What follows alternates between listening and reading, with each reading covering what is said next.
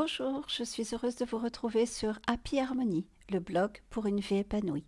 Vous êtes avec Laurence Flaise-Renaudin, psychothérapeute, pour vous accompagner. Vous voulez réussir? Voici comment faire. Clé numéro 2. La deuxième clé de la réussite, c'est la persévérance. Quelqu'un a écrit « Ne t'inquiète pas de l'échec. Inquiète-toi des chances que tu manques lorsque tu n'essaies même pas. » Comme nous l'avons vu avec la clé numéro 1, pour réussir, il faut se tourner vers l'avenir. Le passé appartient au passé, et ce pas en avant vers le changement ne peut se faire que dans le présent, en tournant notre regard vers demain. Mais de la même manière que lorsque nous avons appris à marcher, il nous arrive de trébucher et de tomber en faisant ces pas en avant. L'important est de nous relever, car si nous savons marcher aujourd'hui, c'est grâce aux enseignements de nos faux pas. Socrate a dit « La chute n'est pas un échec. L'échec, c'est de rester là où on est tombé. » De ce fait, si nous voulons réussir, nous devons rester persévérants. L'échec n'implique pas qu'il faille baisser les bras. Rien n'est impossible. Il est essentiel de garder un regard positif tout au long du chemin. Rappelons-nous qu'un obstacle peut être dépassé, contourné ou anéanti. La différence se fait dans notre façon de penser et dans notre attitude bienveillante envers nous-mêmes.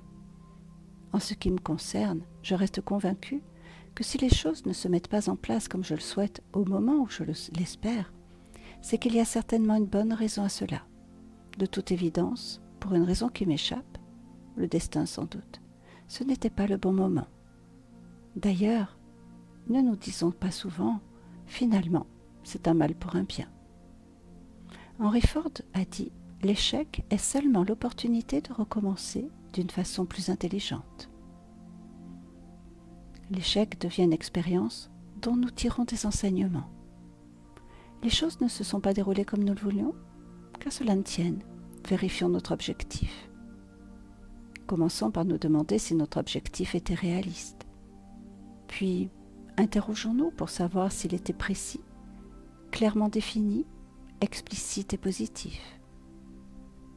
Il s'agit d'un réel challenge. Notre objectif doit demander de la discipline pour être atteint et procurer un changement durable.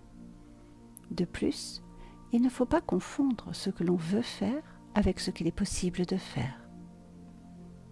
L'échéance que nous nous sommes fixée était-elle bien réaliste? Et enfin, pour être persévérant et se relever en cas de chute, nous devons impérativement vérifier que notre objectif est en accord avec nos valeurs. Alors, 1, 2, 3, partez! L'échec n'est qu'une étape vers la réussite. Comme nous le dit Nelson Mandela, la plus grande gloire n'est pas de ne jamais tomber, mais de se relever à chaque chute. Alors, comment se relever et garder sa confiance?